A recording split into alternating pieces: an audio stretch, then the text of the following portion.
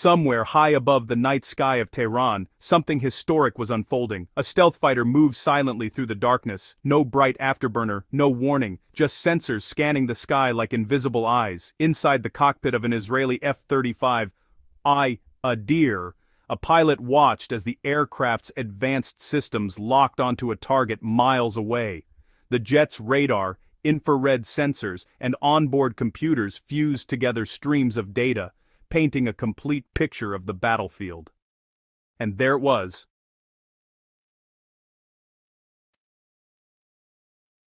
Iranian Yakovlev Yak-130 flying patrol. Within seconds the stealth fighter had the advantage. The pilot didn't need to see the enemy aircraft with his eyes. The computers already knew exactly where it was. Target locked. Missile launched. Moments later, the Yak-130 spiraled out of control toward the mountains north of the Iranian capital. In that instant, aviation history changed. For the first time ever, an F-35 had shot down a manned enemy aircraft in combat. And that matters more than it might seem, because this wasn't just another aerial kill, it was proof that the world had fully entered a new era of air warfare, one where stealth, sensors, and long-range missiles can decide a battle before pilots ever see each other. For decades, fighter jet combat was imagined as dramatic dogfights, jets twisting and turning at close range, but this moment suggested something very different. The future of air combat might be decided long before two pilots even know they're fighting. So how did this engagement actually happen? Why was the Yak-130 flying over Iran in the first place? And what does this historic shootdown reveal about the future of global air power? To understand why this moment matters so much, we need to start with the quiet announcement that confirmed it. The confirmation didn't come with dramatic headlines or a televised press conference. Instead, it appeared quietly on the Telegram channel of the Israel Defense Forces. Just a short statement, direct, almost casual. It said that an Israeli Air Force F-35I Adir fighter jet had shot down an Iranian Yakovlev Yak-130 over the skies near Tehran. That was it. But inside that simple message was a milestone aviation experts immediately recognized, because this wasn't just another interception, it was the first confirmed air-to-air kill by an F-35 anywhere in the world. To understand how rare that is, consider this. The F-35 program began development in the early 2000s and entered service years later. It has flown thousands of missions across different conflicts, striking ground targets, intercepting drones, and conducting surveillance.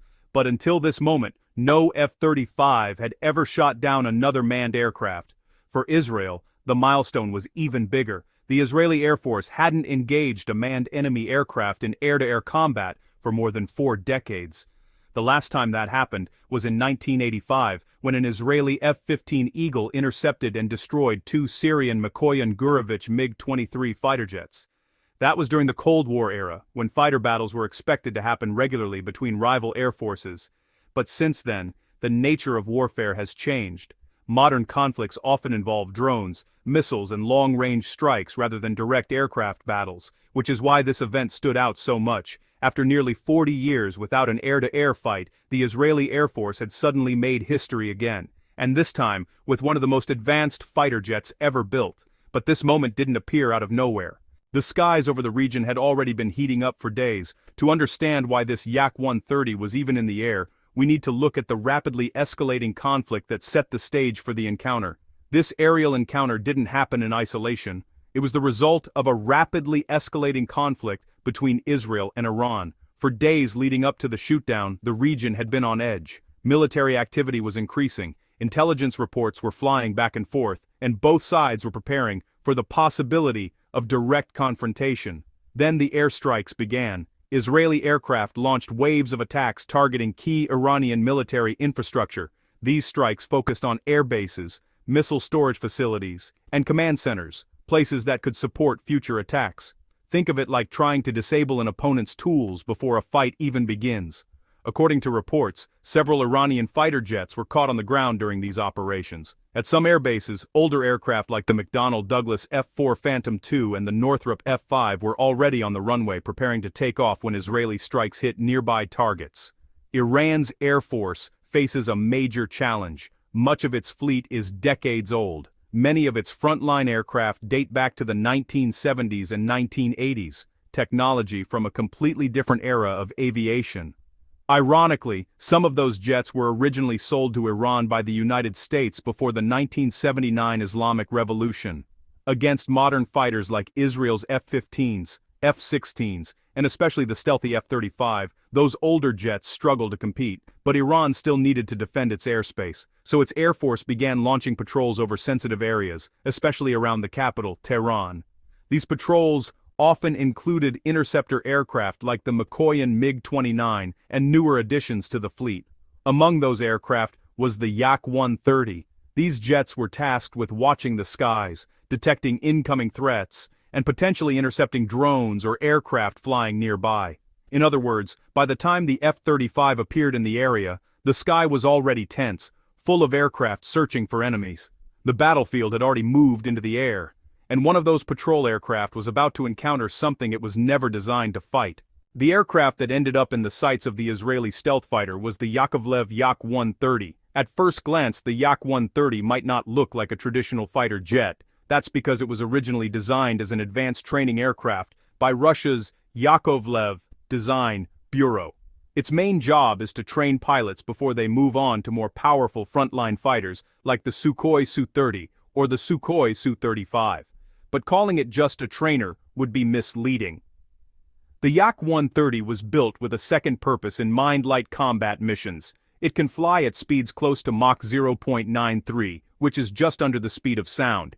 It can carry around 3,000 kilograms of weapons across multiple hardpoints under its wings. That includes guided bombs, rockets, and even short-range air-to-air missiles like the Vimpel R-73.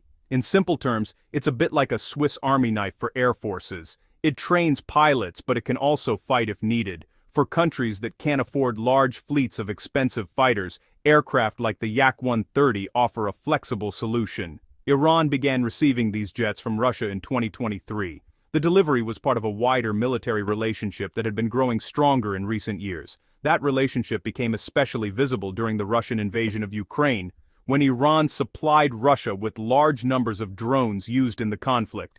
In return, Russia began transferring military equipment and technology back to Iran. The Yak-130 was one of the most visible examples of that exchange. For Iran, these aircraft represented something important: modernization. Compared to many of the older jets in its fleet, the Yak-130 brought newer avionics, better maneuverability, and more modern cockpit systems. That's why they were often used for patrol missions and air defense support. But despite those capabilities, the Yak-130 had one major limitation: it wasn't designed to fight fifth-generation stealth fighters.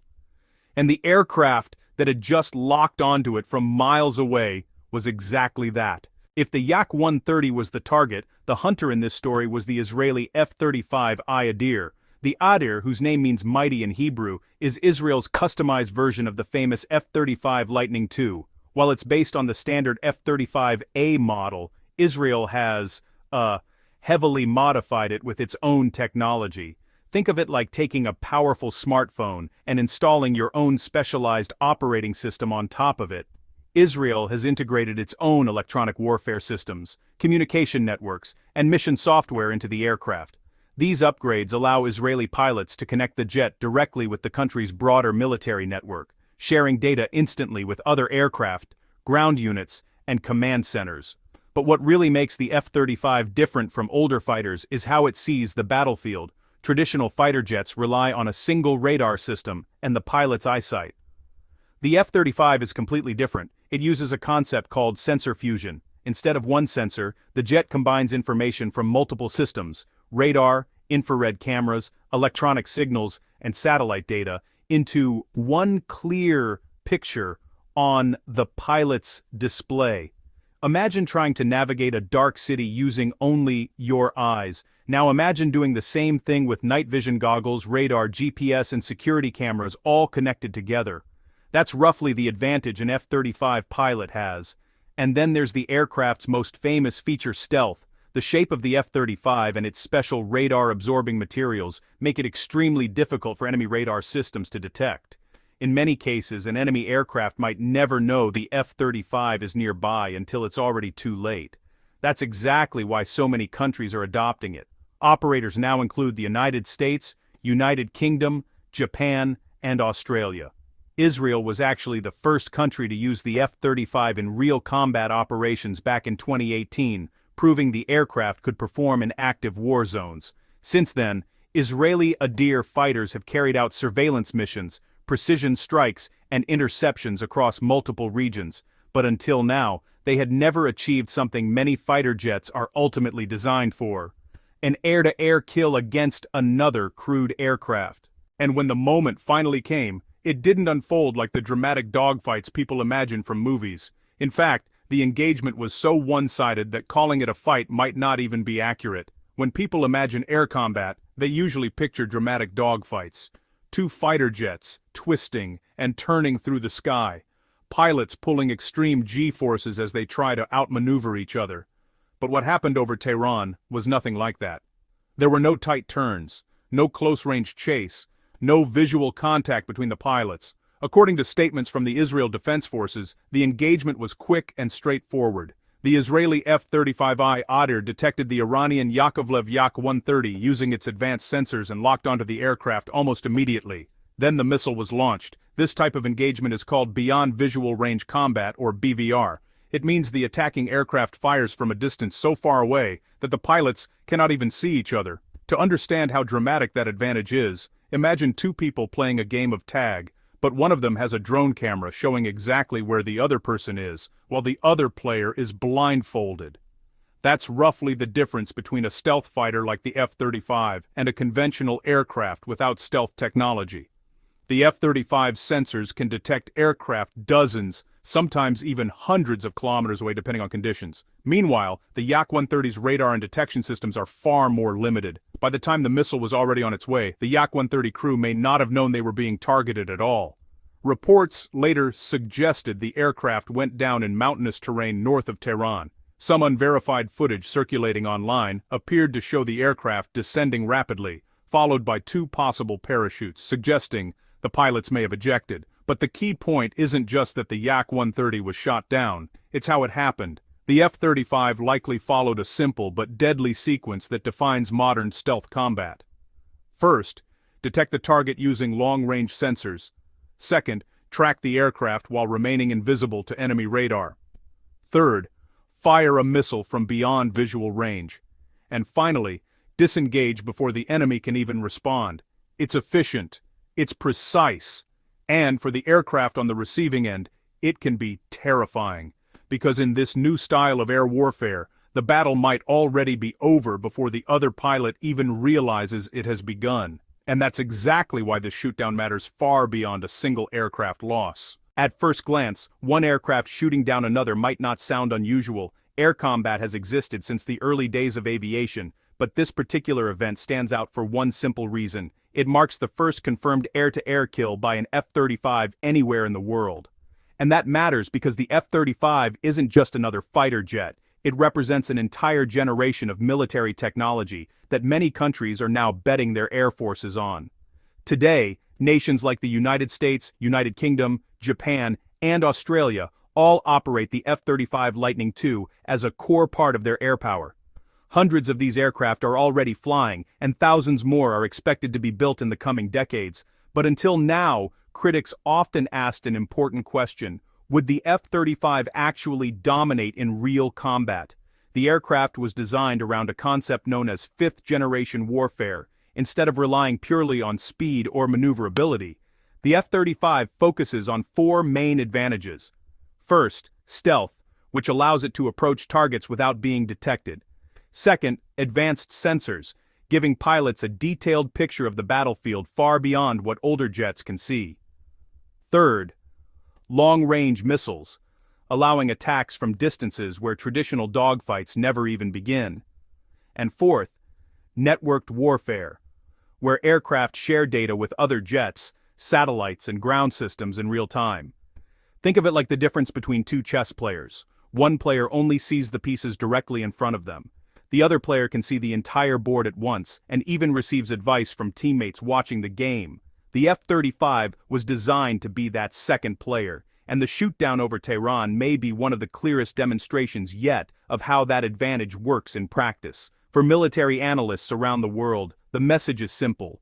The future of air combat may not depend on who turns faster or climbs higher. Instead, it may depend on who sees the enemy first and fires first, and that shift could change how air forces design and fight wars for decades to come. The shootdown over Tehran didn't happen in a vacuum. It was part of a much larger and more dangerous pattern unfolding across the Middle East. In recent days, the skies over the region have started to look less like controlled airspace and more like a real-world testing ground for modern military technology. Multiple advanced systems, aircraft, missiles, and air defense platforms are now being used in active combat, sometimes for the first time. For example, Iranian sources have claimed that strikes targeted American-made missile defense systems such as the Terminal High Altitude Area Defense, often called THAAD.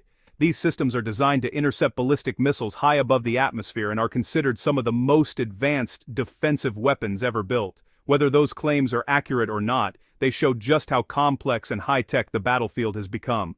There have also been reports of other aerial encounters involving aircraft, like the Sukhoi Su-24, a Russian-designed strike bomber that has been used by several countries in the region. When you step back and look at the bigger picture, it becomes clear that something unusual is happening in a short period of time. Multiple nations are deploying fifth-generation fighters, advanced missile defenses, drones, and modern interceptors in the same region. That combination turns the Middle East into something military planners rarely get to observe in real life. A place where cutting-edge weapons systems are being tested against each other in real combat conditions, and that matters far beyond the region itself. Every military power watching, from the United States to Europe to Asia, is studying these events closely. They're analyzing radar data, missile performance, pilot tactics, and system reliability.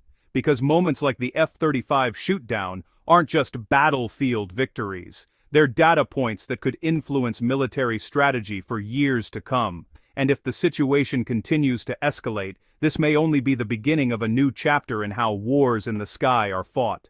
The shootdown of the Yakovlev Yak-130 by an Israeli F-35I Adir has now entered the history books. For the first time ever, the world's most advanced stealth fighter has achieved a confirmed air-to-air kill against a manned aircraft. But the real story isn't just about one jet or one mission. It's about the future of air combat. A future where stealth, sensors, and long-range weapons may decide battles long before pilots ever see each other. And as tensions continue to evolve across the region, events like this could reshape how air forces around the world prepare for the conflicts of tomorrow.